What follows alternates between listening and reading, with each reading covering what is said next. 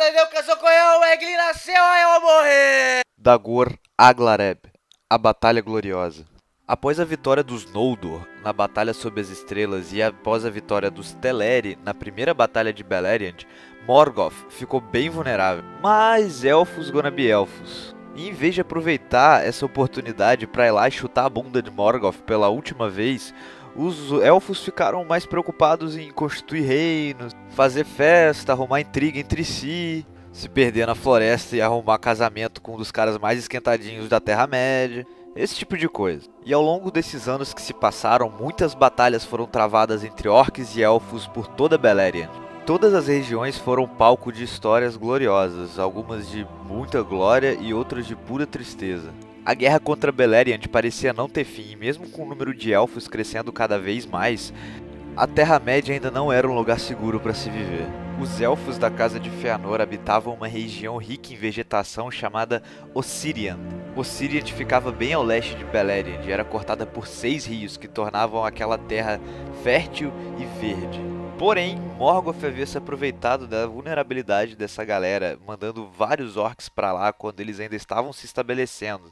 E em Ossiriand, os orcs estabeleceram um grande posto de comando, onde eles viviam em conflito com os elfos da Casa de Fëanor e de Doriath, o reino de Thingol escondido nas copas das árvores. Só que Maglor, um dos filhos de Fëanor, dificultou a vida desses orcs que viviam em Ossiriand, impedindo que eles recebessem reforços de Angband.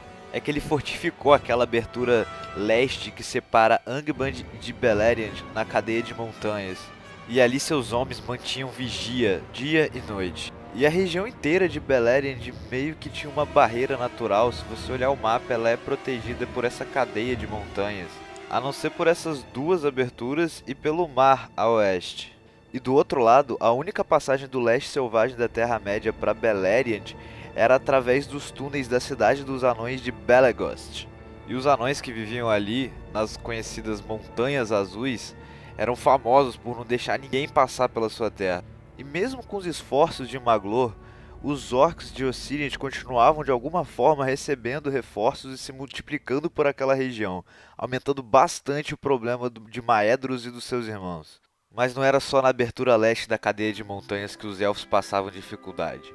No oeste, em Hithlum, Fingolfin também era atacado constantemente pelos orcs de Angband. Então, o Rei Supremo dos Noldor, cansado de ver o derramamento de sangue dos seus compatriotas, enviou uma mensagem para Maedhros sugerindo que eles discutissem e resolvessem aquela situação. Fingolfin decidiu que era hora de atacar e pediu a ajuda da Casa de Fëanor para fazer isso, cobrando o favor que Maedhros prometeu por Fingon ter salvo a sua vida. E Maedhros, que também odiava Morgoth, viu ali a oportunidade perfeita para pegar Silmarils e cumprir o seu juramento maldito. Então, Maedhros mandou uma mensagem para Thingol de Doriath solicitando uma aliança. Só que Galadriel morava em Doriath e ela odiava a Casa de Fëanor por causa daquela história de fratricídio e tudo mais. E mesmo Galadriel não tendo falado para Thingol sobre o fratricídio em si, ela vivia enchendo a cabeça dele de bosta sobre a Casa de Fëanor e o rei acabou tomando uma birrazinha dos caras. E por isso, o rei dos Teleri se recusou a marchar ao lado dos filhos de Fëanor e a Maedhros teria que se virar para enfrentar Morgoth sem os reforços de Doriath. Mas a guerra chegou às fronteiras do reino sobre as árvores de qualquer forma, pois os orcs de Ossiriand se organizaram e marcharam em sua direção. E Thingol se assustou com o número de orcs que morava ao lado de sua casa. Era um verdadeiro exército. Então, sem muita escolha, o rei do Sindar enviou seus soldados para enfrentá-los. E assim teve início a terceira grande batalha de Beleriand. E a porradaria teve início nas bordas da floresta de Doriath. Mas os Teleri conseguiram avançar e logo a batalha tomou lugar numa planície aberta. Havia mais elfos do que orcs no campo de batalha. E as tropas atacantes tentaram avançar, mas logo foram alvejadas pelas flechas élficas. Muitos caíram, mas os orcs continuaram avançando sem hesitação. E foi então que Thingol deu a ordem. E da floresta surgiu uma cavalaria que com poderosas lanças élficas arrasou as tropas inimigas em uma investida estrondosa. Mas os inimigos não se deixaram abater, e com suas espadas de ferro queimado em punho continuavam avançando. E o grupo, agora relativamente pequeno de orcs, continuava lutando como se eles tivessem alguma chance real de sucesso. Só que Thingol nem chegou a brandir sua espada, uma vez que seus inimigos ainda precisariam passar por um mar de elfos para chegar até ele. Cada vez mais e mais orcs iam caindo no campo de batalha, diminuindo seu número. Quando de repente, no meio da confusão, se ouve ao longe uma corneta de guerra.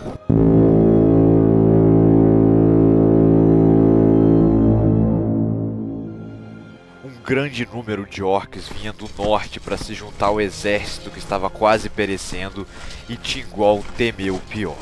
Ah, mas como? É impossível um grupo de orcs deste tamanho imenso ter passado pelos filhos de Fëanor. Será que... Oh não! Não pode ser! Morgoth finalmente derrotou Maedhros e seus irmãos.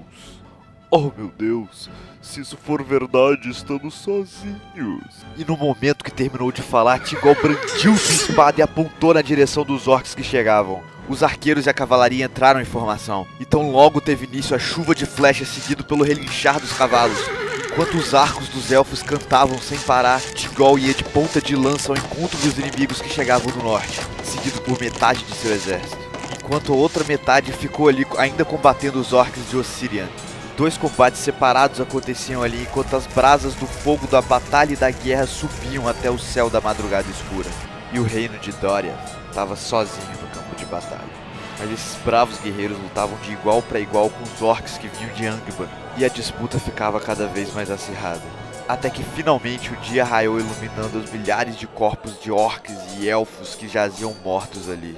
Mas Thingol ainda estava de pé, lutando contra os orcs que vieram de Angband, enquanto outro contingente de seus homens lutavam com os orcs de Ossirian. E espadas se chocavam, arcos cantavam e flechas uniam.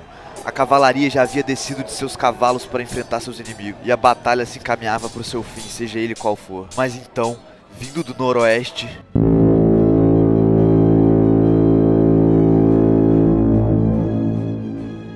mais orcs chegavam, com um exército maior do que os dois anteriores combinados. E nesse momento, Thingol perdeu toda a esperança. Orcs vindo de Hithlum?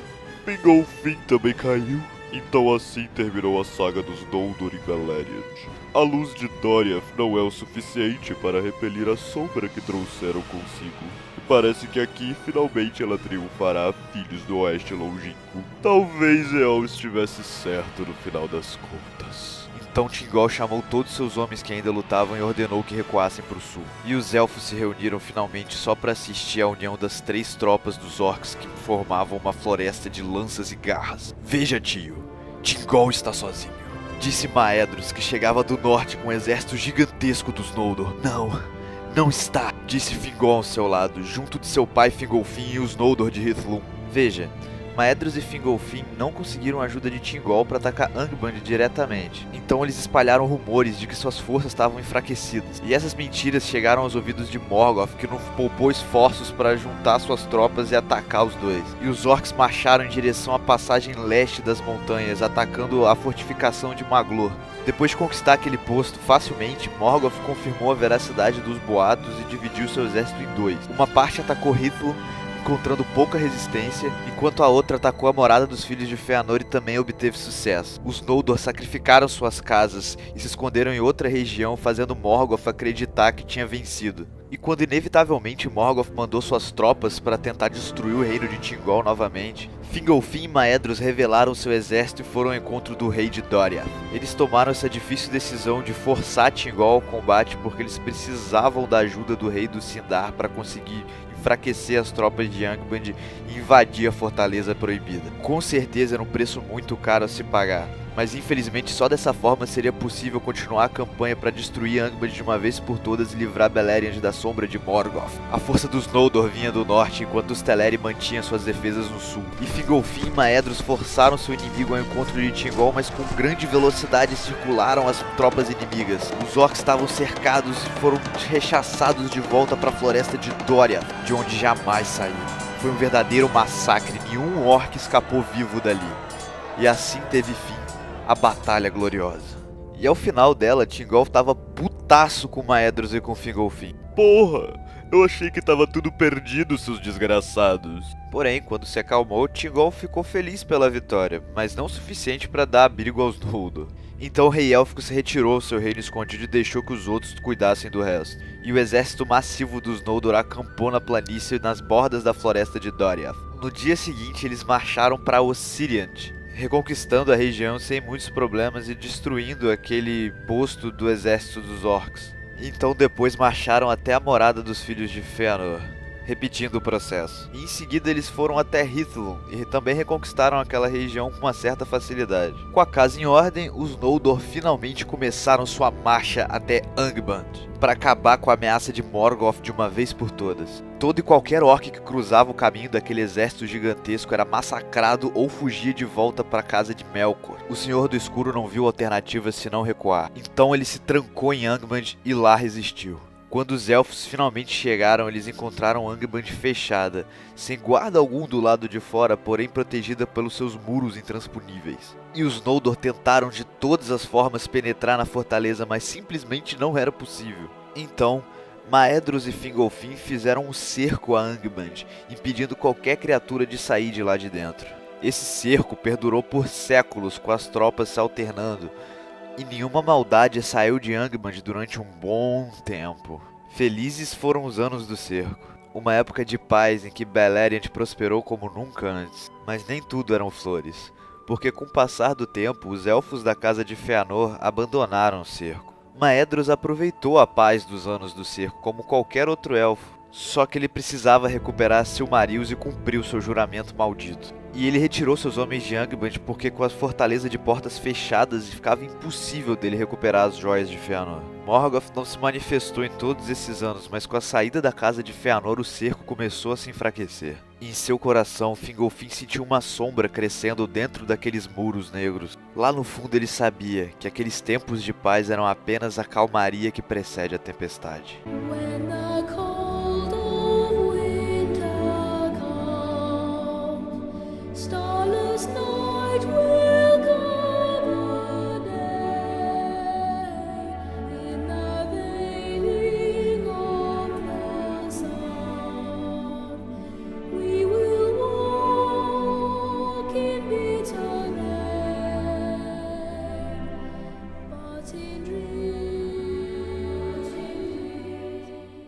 Yo! Então, hoje não tem ovo de Páscoa, mas eu só queria deixar umas notas rápidas aqui pra vocês. Primeiro sobre o episódio de hoje, a Batalha Gloriosa. Essa versão que eu descrevi aqui é uma bem antiga que foi descartada pelo Tolkien já. A oficial, sei lá, que tá no Silmarillion, é bem diferente, mas eu prefiro essa aqui porque ela é muito mais maneira. E a outra coisa que eu queria falar é sobre o canal. Não sei se vocês perceberam, mas agora os vídeos de resumo da Terra-média vão sair toda terça. Toda terça vão estar lá, você pode vir ver. E na última sexta-feira do mês eu vou fazer um vídeo daquele quadro novo que eu bolei lá, o Minha Terra, Terra-média, onde eu falo de uma cidade no mundo real, como seria ela na Terra-média. Enfim, aguarde. Até a próxima e tchau.